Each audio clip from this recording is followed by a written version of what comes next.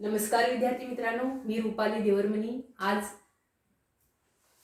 इयत्ता 9वी विषय राज्यशास्त्र आणि प्रकरण 6 आहे आंतरराष्ट्रीय समस्या। या पाठाबद्दल आपल्याला माहिती घ्यायचं आहे।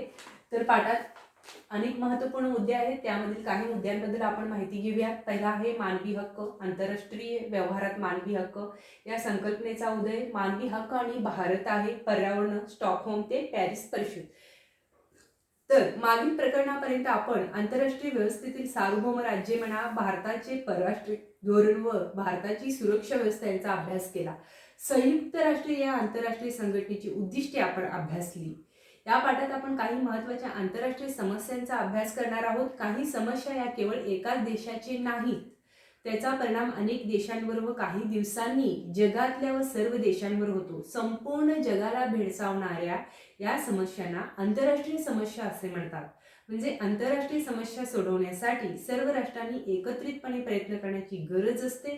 मानवी हक्क म्हणा, पर्यावरण आणि दहशतवाद यांच्याशी संबंधित समस्यांचा या प्रकरणात आपण अभ्यास करणार आहोत। म्हणजे निर्वासितांचे प्रश्नही आता आंतरराष्ट्रीय स्वरूप धारण करीत आहेत, त्यामुळे त्यांचाही विचार आपण करणार आहोत। आता आपण काय पाहणार आहोत? मानवीय हक्क। मानवी हक्क संकल्पनेचा उगम नैसर्गिक हक्काच्या संकल्पनेत असल्याचे दिसून येतो। नैसर्गिक हक्क म्हणजे माणूस म्हणून जन्माला आल्यामुळे जे हक्क प्राप्त होतात ते हक्क। तेव्हा मानवी हक्क म्हणजे माणूस म्हणून आणि समाजाचा एक घटक म्हणून जगण्यासाठी आवश्यक असलेले हक्क होतं। म्हणजे अमेरिकन आणि फ्रेंच राजक्रांतीच्या वेळी स्वतंत्र, समता आणि बंधुता, न्याय या मानवी हक्काचा पुरस्कार करण्यात आलेला होता। या हक्कांची पूर्तता करण्यासाठी लोकशाही शासन असणे गरजेचं आहे, या विचाराला बळ मिळाले।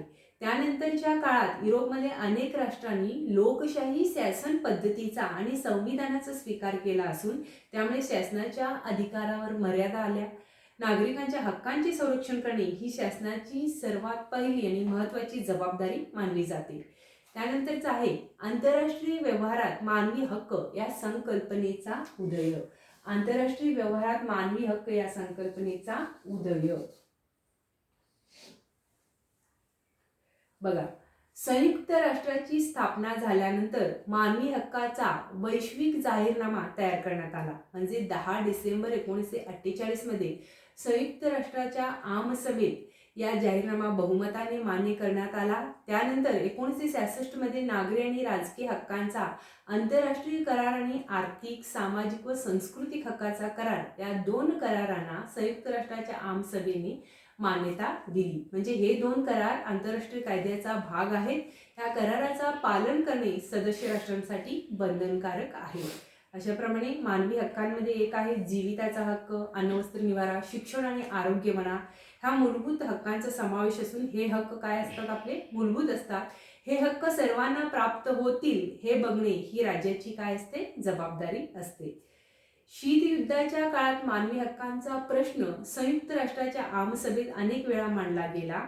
आफ्रिकेतील वर्णद्वेष हा मानवी हक्कांचा विरोधी आहे आणि म्हणूनच वर्णद्वेषी राजवटीवर बहिष्कार घालणे हा निर्णय घेण्यात आला। म्हणजे वसाहतींना स्वातंत्र्य, लोकशाही व्यवस्थेचा आग्रह ही त्याचीच काही उदाहरणे सांगता येतील।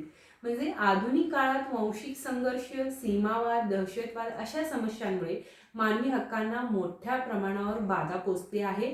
याशिवाय अनेक जागतिक स्वरूपाचे प्रश्न जसे साथीचे रोग म्हणा, पर्यावरणाला असलेला धोका म्हणा, नैसर्गिक आपत्ती यामुळे मानवी हक्काची संकल्पना ही आता अधिक व्यापक झाली आहे।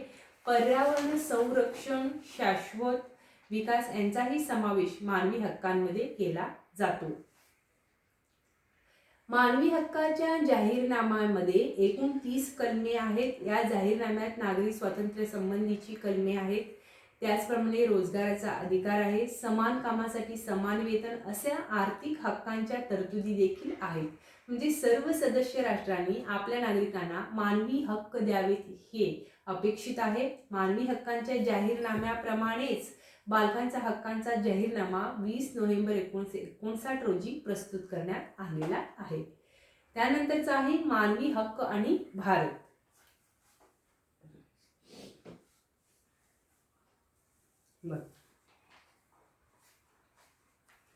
भारतीय संविधानात मानवी हक्कांना मूलभूत हक्काचे स्थान देण्यात आलेला आहे.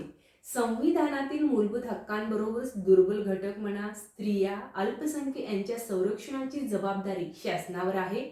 1993 मध्ये मानवी हक्क संरक्षण कायदा करण्यात आला. या कायद्या अंतर्गत राष्ट्रीय मानवी हक्क आयोग व राज्य मानवी हक्क आयोग स्थापन करण्यात आले आहेत.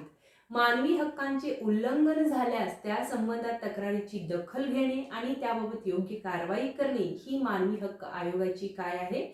जबाबदारी आहे. आता आपण पर्यावरण या मुद्द्याविषयी माहिती घेऊया. सध्या काळात मानवी हक्कांची संकल्पना अधिक व्यापक झाली असून सुरक्षित पर्यावरण हा एक महत्त्वाचा मानवी हक्क आहे असे मानले जाते. म्हणजे आंतरराष्ट्रीय स्तरावर पर्यावरण संरक्षणाची जाणीव आणि गरज 1970 मध्ये झाली गेली. मोठ्या प्रमाणावर होत असलेले औद्योगिकीकरण, वाढत चाललेली ऊर्जेची गरज यामुळे पर्यावरणाला धोका निर्माण होतो आहे असे पर्यावरणाचा अभ्यास करणाऱ्या विशेषज्ञांचे मत होते. त्या कार्यकर्त्यांनी 22 एप्रिल 1970 मध्ये पहिला वसुंधरा दिवस साजरा केला. म्हणजे शेतीत मोठ्या प्रमाणावर वापरली जाणारी रासायनिक खते आणि कीटकनाशके, वाहनांमुळे होणारे ध्वनी प्रदूषण, अणुऊर्जा भट्ट्यांमधून होणारा किरणोत्सर्ग, तेल गळती आणि रासायनिक वायूंची गळती या सर्वांमुळे पर्यावरण असुरक्षित बनते आणि विविध समस्या निर्माण होतात. या जाणीवेतून पर्यावरण सुरक्षा हा प्रश्न आंतरराष्ट्रीय स्तरावर चर्चेला जाऊ लागला. 1990 नंतर जागतिकीकरणाची लाट आल्यानंतर राष्ट्राचे परस्परावलंबन वाढले आणि त्यामुळे पर्यावरणीय समस्या सोडवण्यासाठी राष्ट्रांनी परस्परांना सहकार्य करण्याची गरज निर्माण झाली. वातावरण प्रदूषित झाल्यामुळे आणि तेलाच्या आणि वायू गळतीमुळे पर्यावरणाला निर्माण होणारा धोका हा एका राष्ट्रापुरता मर्यादित राहत नाही. तसेच त्यांचे परिणाम दीर्घकालीन असतात. म्हणजे वातावरण प्रदूषित झाल्यामुळे किंवा तेलाच्या आणि वायू गळतीमुळे पर्यावरणाला निर्माण होणारा धोका हा एका राष्ट्रापुरता मर्यादित राहत नाही. तसेच त्यांचे परिणाम दीर्घकालीन असतात. त्यामुळे या परिणामांवर उपाययोजना करण्यासाठी राष्ट्रांना एकत्र येऊन सहमतीने व सहकार्याने वागणे गरजेचे असते. वनस्पती व प्राणी यांच्या प्रजाती नष्ट होणे, मातीचा कस कमी होणे, पाण्याची टंचाई, पावसाचे प्रमाण कमी जास्त होणे, तापमान वाढ म्हणा, नद्या तलाव आटणे, नद्या व समुद्राचे प्रदूषण, नवीन रोगांची निर्मिती, आम्ल पर्जन्य, ओझोन थराचे विरळ होणे हे पर्यावरण ऱ्हासाचे दृश्य परिणाम आहेत. म्हणजे यापैकी काही परिणाम हे विशिष्ट राष्ट्रांपुरते मर्यादित असले तरी त्याच्या दीर्घकालीन परिणामांमुळे त्या प्रश्नांना जागतिक स्वरूप प्राप्त होते. तर काही प्रश्न मुळातच जागतिक स्वरूपाचे असतात. पुढचा आहे स्टॉकहोम ते पॅरिस परिषद. स्टॉकहोम ते पॅरिस परिषद. बघा, आंतरराष्ट्रीय स्तरावर पर्यावरणविषयक तत्कालीन आणि दीर्घकालीन समस्येविषयी चर्चा करण्यासाठी व त्यांच्यावर उपाय शोधण्यासाठी स्टॉकहोम येथे 5 ते 16 जून 1972 या कालावधीत संयुक्त राष्ट्राची मानवी पर्यावरणविषयक परिषद भरवली गेली. या परिषदेमध्ये प्रदूषणावर मात करण्यासाठी सहकार्य करणे ही सर्व राष्ट्रांची जबाबदारी आहे यावर भर देण्यात आला. विकसित देश पर्यावरण ऱ्हासास अधिक प्रमाणात कारणीभूत आहेत आणि तो ऱ्हास थांबवण्याची जबाबदारी त्यांनी घ्यावी अशी भूमिका विकसनशील राष्ट्रांनी घेतली. आजही विकसनशील राष्ट्रे हीच भूमिका मांडतात. या परिषदेत पर्यावरणासाठी काम करणाऱ्या बिगर शासकीय संस्था उपस्थित होत्या. हे या परिषदेचे आणखी एक वैशिष्ट्य होय. या परिषदेत जागतिक सामायिक संपत्तीच्या रक्षणाचा मुद्दा मांडला गेला. या साधनांच्या जतनाची जबाबदारी सर्व राष्ट्राची आहे यावर एकमत झाले. या परिषदेनंतर संयुक्त राष्ट्रांनी संयुक्त राष्ट्रीय पर्यावरण कार्यक्रम निर्माण केला. या परिषदेनंतर अनेक आंतरराष्ट्रीय पर्यावरणविषयक करार झाले.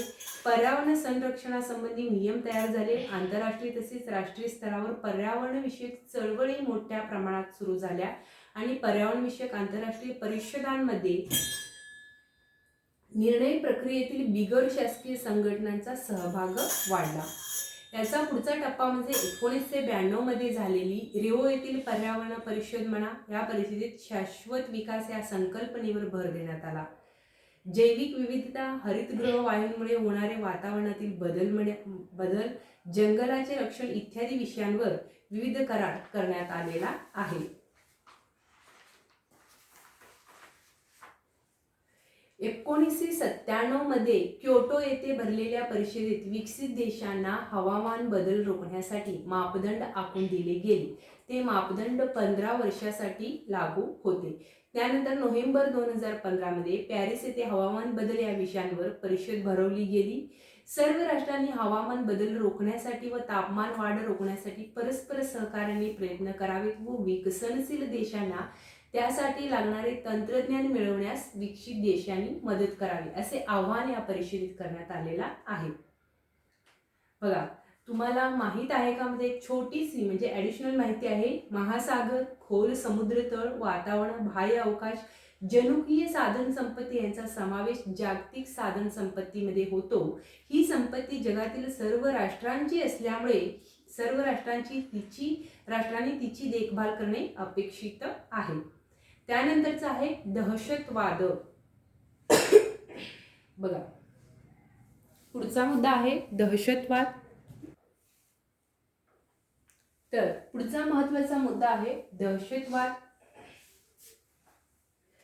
राजकीय उद्दिष्टे साध्य करण्यासाठी सर्वसामान्य आणि निरपराध नागरिक व्यवस्थेच्या विरोधात हिंसेचा वापर करणे आणि किंवा तशी धमकी देणे आणि त्यायोगे समाजामध्ये भीती आणि दहशत पसरवणे यालाच आपण काय म्हणतो, दहशतवाद असे म्हणता येईल. दहशतवाद ही संघटित व नियोजनबद्ध पद्धतीने केलेली हिंसा होय. दहशतवादाचा आंतरराष्ट्रीय राजकारणावर दुर्गामी परिणाम झाला आहे. म्हणजे गेल्या 2 दशकात विविध राष्ट्रांमध्ये दहशतवादी संघर्ष तीव्र झालेला दिसतो. दहशतवादी संघर्ष हे पारंपरिक युद्धापेक्षा वेगळे असतात.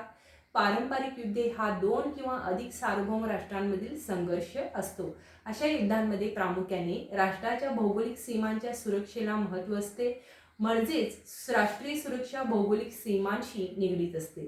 तर दहशतवादी गट जगाच्या कोणत्याही कोपऱ्यातून कुठल्याही ठिकाणी हिंसाचार घडवू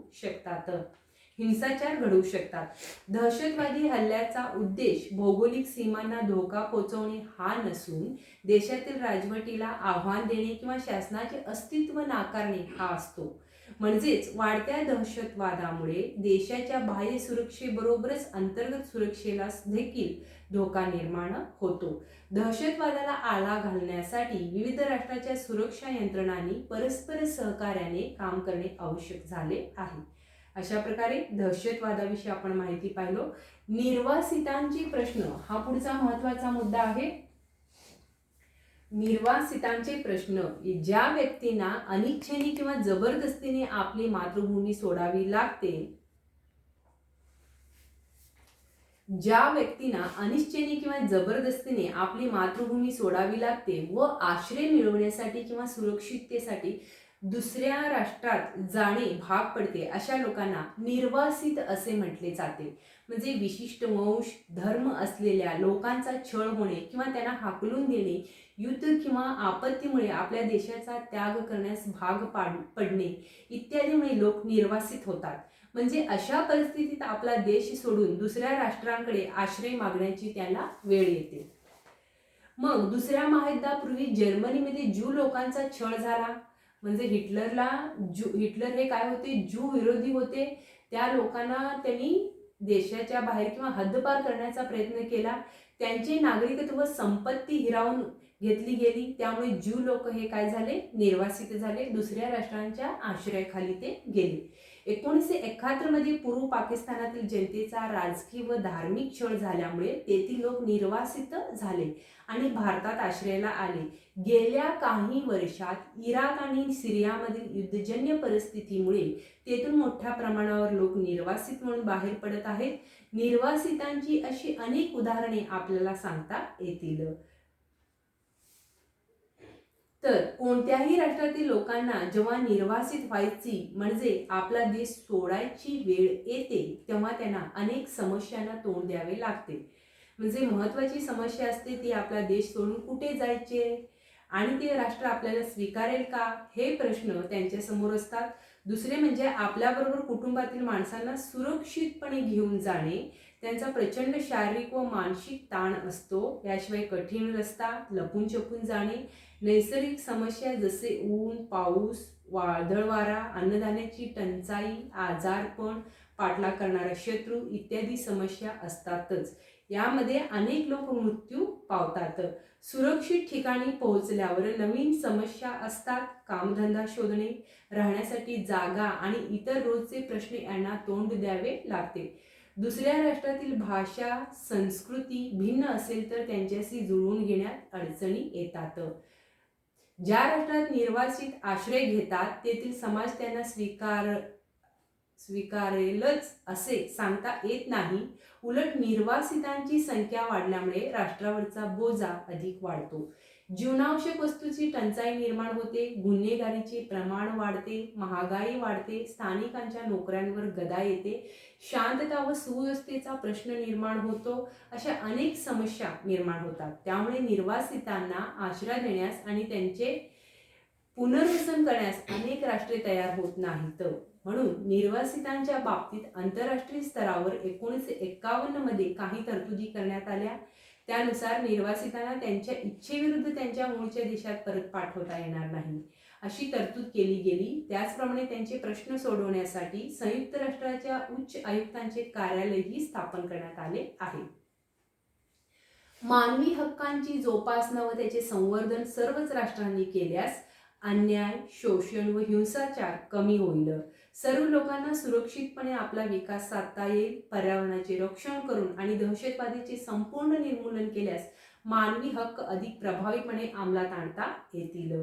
जगात कोणत्याच लोकसमूहाला निर्वासित व्हावे लागणार नाही. यासाठी प्रयत्न झाल्यास मानवी असुरक्षितता दूर होईल.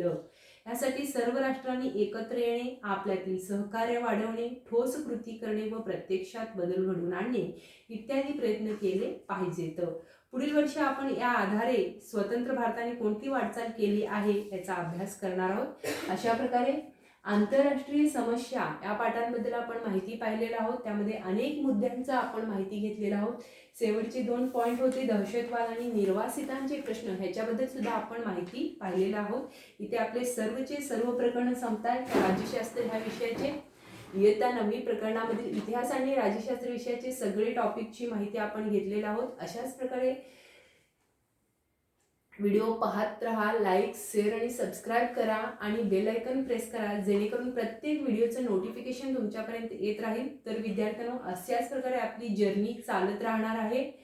तर इतर विषयाचे सुद्धा खूप काही व्हिडिओज आपल्याला करायचे आहेत आणि प्रत्येकाने अशाच प्रकारे व्हिडिओ पाहत राहा आणि सहकार्य करा. धन्यवाद.